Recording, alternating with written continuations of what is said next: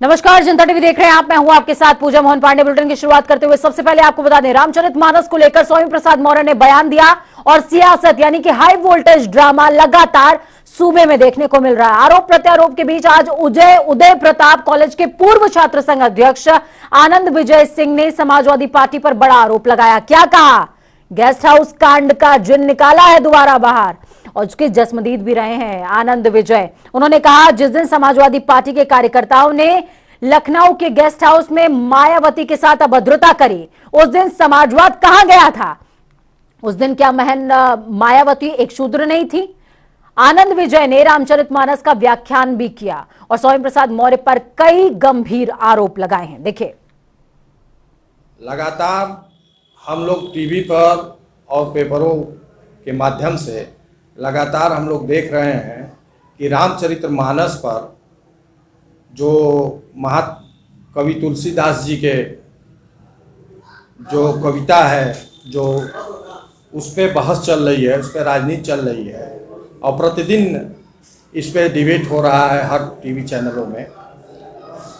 तो उस बारे में हम ये कहना चाहेंगे कि महाकवि तुलसीदास जी ने कहा है कि ढोल, गवार, शूद्र, पशु और नारी, उन्होंने 5 शब्दों का प्रयोग किया है।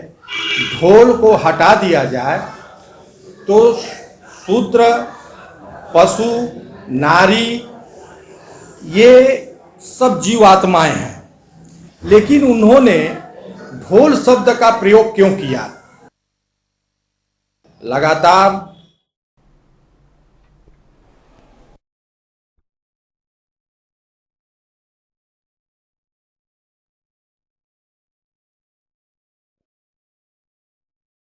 इस वक्त की उत्तर प्रदेश की सियासत में आग की तरह यह खबर फैल रही है। आनंद विजय सिंह ने सभा पर निशाना साधा है। स्वामी का बयान राम का अपमान, और राम का अपमान इस कदर कि अब आनंद विजय भी इस बयान के ओपोजिशन में उतर आए हैं और उन्होंने मायावती के लिए कहा है कि जिस समय गेस्ट हाउस कांड हो रहा था, क्या मायावती, बहन मायावती शूद्र नहीं थी?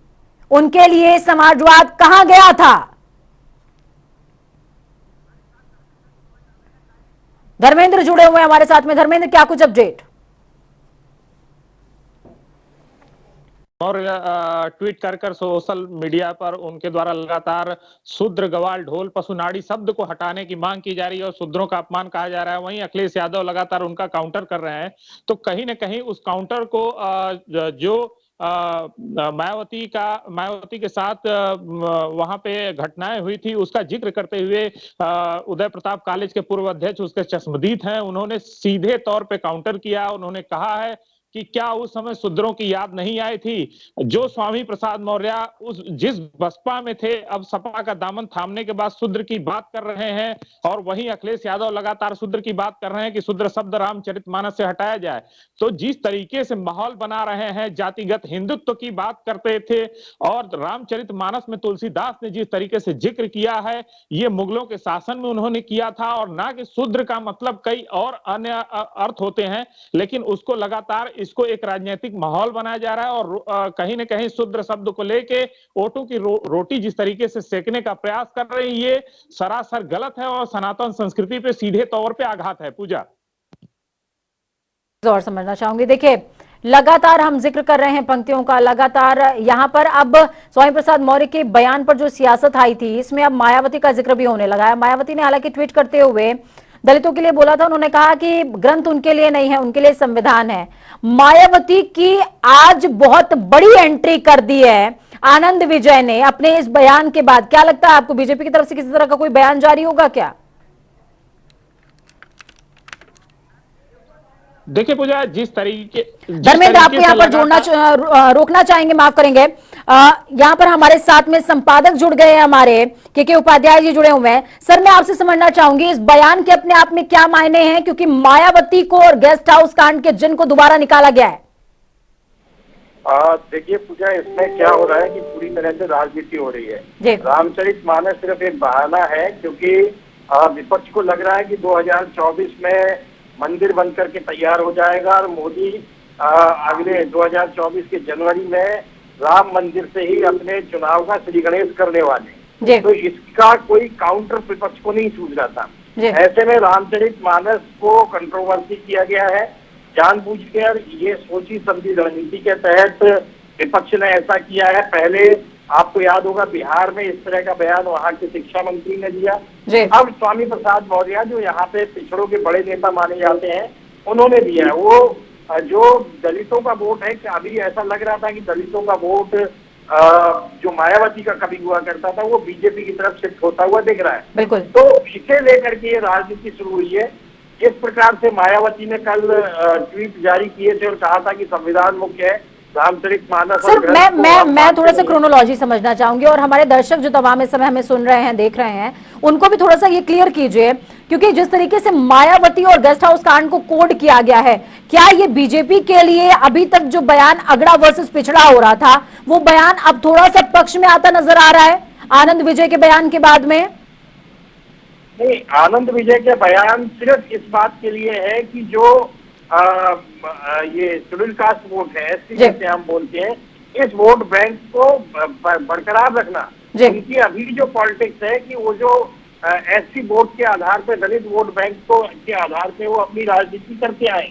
लेकिन अगर अभी ये लग रहा था कि कहीं ऐसा ना हो कि ये दलित वोट बैंक समाजवादी पार्टी की तरफ खिसक जाए, क्योंकि उन्होंने लगाया कि हमें गर्व से कहो हम छूट रहे हैं, इस तरह के पोस्टर समाजवादी पार्टी के कार्यालय के सामने लगाए गए थे।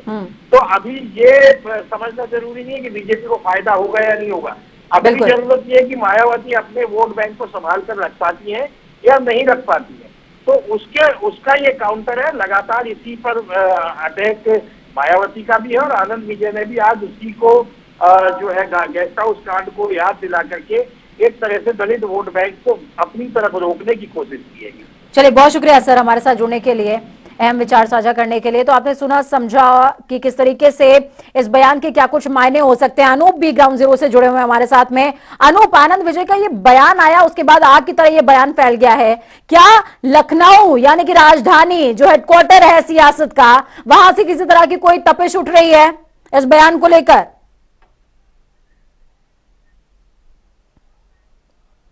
जिसमें साफ तौर से अखिलेश यादव पर निशाना साधा था। उन्होंने कहा था कि वो गैस कांड, मुझे लगता समाजवादी पार्टी भूल गई है जिस समय गैस कांड हुआ था।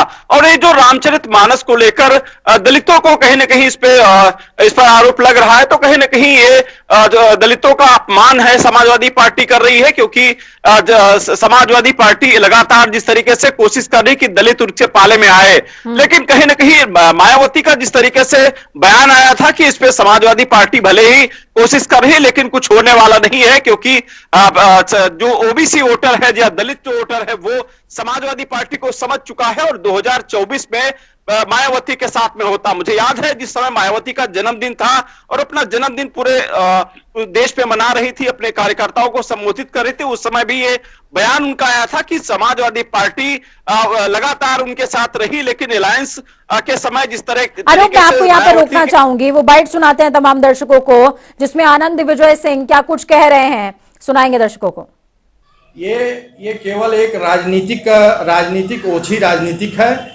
वो बसपा से निकल कर आए हैं और बसपा में भी रहे हैं। भानुमती मायावती जी के साथ क्या हुआ वो अच्छी तरह से जानते हैं, और उसके बाद ये इस तरह की राजनीति करके हिंदुओं को एक होने से अलग करना चाहते हैं। जो हिंदू एक हुए हैं, पहले क्या था कि उस समय 15वीं शताब्दी में 16वीं शताब्दी में महाकवि तुलसीदास जी ने इस रामायण रचना का निर्माण किया था। वो यही काशी में उन्होंने रचना का शुरुआत किया और लिखा।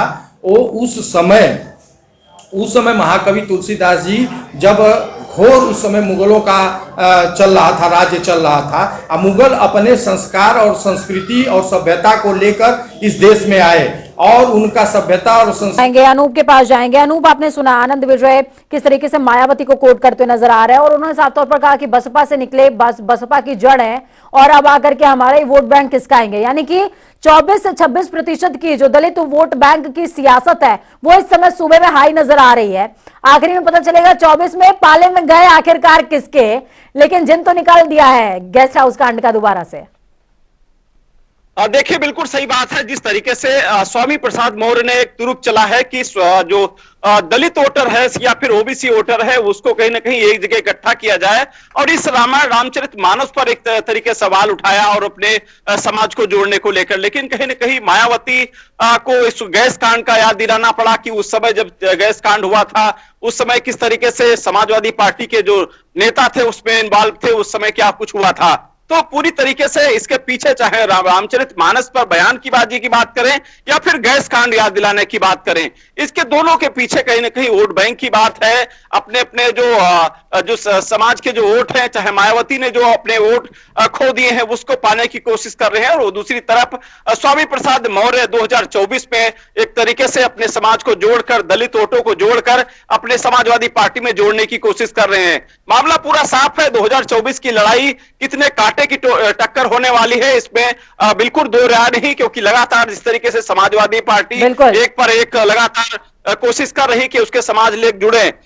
दूसरी तरफ भारतीय जनता पार्टी इस प्रतिक्रिया पर कोई बहुत बड़ा सवाल नहीं, प्रतिक्रिया नहीं आ रही, क्योंकि भारतीय जनता पार्टी कोशिश कर रही है कि इस बयानबाजी से बचा जा सके, क्योंकि अगर भारतीय जनता पार्टी की तरफ से कोई बयानबाजी होती है तो समाजवादी पार्टी को राजनीतिक फायदा कहीं ना पहुंच पाए। इसी वजह से कहीं ना कहीं वो बैकफुट पर आकर के पीछे से कहीं ना कहीं बयानबाजी आ रही है।